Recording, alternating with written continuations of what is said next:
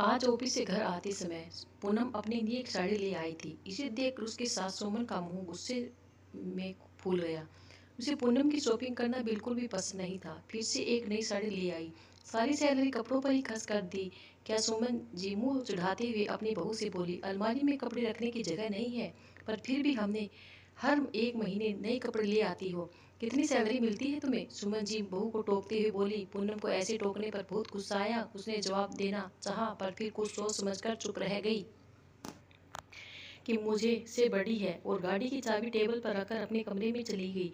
सुमन जी यह देखकर अपने पति से बोली, देखते हो कितना घमंड है। बात का जवाब तक नहीं दिया बहू ने। और एक मेरी बेटी है, इतनी समझदार और संस्कारी, इतने बड़े पद पर नौकरी करती है, पर घमंड जरा सा भी नहीं है, और कपड़े भी गिनती के रखती है, कभी बिना बात कोई खर्चा नहीं करती, कहते हुए चली गई। तब तक संदीप भी नहाकर आ चुका था। अपनी माँ और पत्नी की बात सुनकर भी कुछ नहीं बोला और बेड पर टीवी देखने लगा।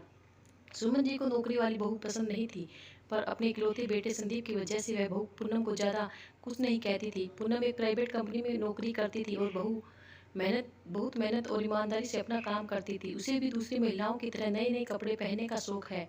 वह अपने पैरों पर खड़ी है, इसलिए उसका पति संदीप भी उसे कुछ नहीं कहता, परंतु उसकी सास सुमन को उसके कपड़ों पर खर्च करना बिल्कुल भी पसंद नहीं है।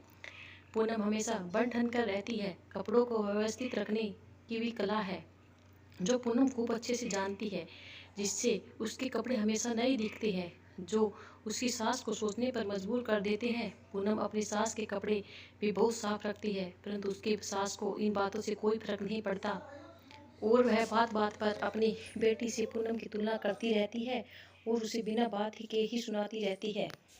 जब भी पूनम की नंदा मायके आती है तो उसका सारा समय अपनी माँ को समझाने में चला जाता है। भैया और भाभी से मिलने का तो समय ही नहीं मिलता।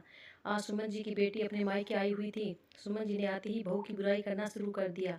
पता है, आज फिर नया साड़ी लेकर आई है, कम से कम 5,000 का होगा, और ऊपर से मेकअप, हर महीने ब्यूटी पार्लर जाती है।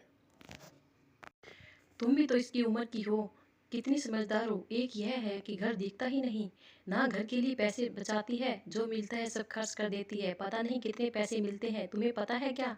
मेरी तो किसी बात का जवाब ही नहीं देती। सुमन जी लगातार बोलते जा रही थी। तभी स्नेहा ने कहा, अरे मम्मी, आप फिर से शुरू हो गई। कितनी बार कहा है, ऐसे किसी से उसकी सैलरी के बारे में नहीं पूछते। कमाती है तभी तो खर्च करती है। मुझे आपसे तो नहीं मांगती, सबका अपना अपना शौक होता है। आप तो जानती ही हो, मुझे बचपन से ही सजने संवरने का शौक है नहीं है। इसका मतलब यह नहीं कि सर मेरे जैसे ही हो। भाभी खर्च करती है, बन संवर कर रहती है, यह तो अच्छी बात है, फिर भी अपने सुनाती रहती हो।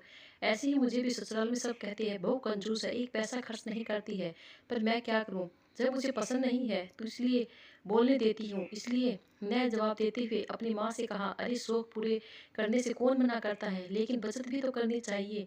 ऐसे ही खर्च करती रहेगी तो बुढ़ापे के लिए क्या बचाएगी, पता है? इसकी उम्र में मैंने अपनी बचत से 10 तोले सोना खरीदा था। सुमन जी ने कहा, और एक ही है, सारा पैसा कपड़ों पर खर्च कर देती है। तभी स्नेहा ने जवाब दिया, माँ, आपने भी तो सोना अपनी शौक के लिए खरीदा था। तुम्हें गहनों का शौक था और भाभी को कपड़ों का शौक है, और वह आपकी कितनी इज्जत करती है, कभी पलट का जवाब नहीं देती। स्नेहा अपनी माँ सुमन को समझा ही रही थी, तभी अचानक पूनम सासू माँ के कमरे में आ जाती है। अरे दीदी, आप कब आई? पूनम ने पूछा। अभी अभी आई हूँ, आज इस तरफ आई थी तो सोचा माँ से मिलती चलूँ, मैं आपके लिए चाय बना कर लाती हूँ। पूनम रसोई में जाती हुई बोली। स्नेहा समझ चुकी थी कि पूनम ने हमारी बातें सुन ली है। फिर खुशी इस बात की थी कि कम से कम पूनम ने मन में मेरे लिए जो गलतफहमी थी वह दूर हो गई होगी, और पूनम भी खुश थी कि उसकी ननद बहुत अच्छी है, अपनी माँ को भड़काने की वजह से समझाती है। पूनम की सारी शिकायतें अब दूर हो गई थी। दोस्तों, ये वीडियो कैसी लगी कमेंट करके जरूर बताना, और हमारे चैनल को लाइक और सब्सक्राइब जरूर करना। धन्यवाद दोस्तों।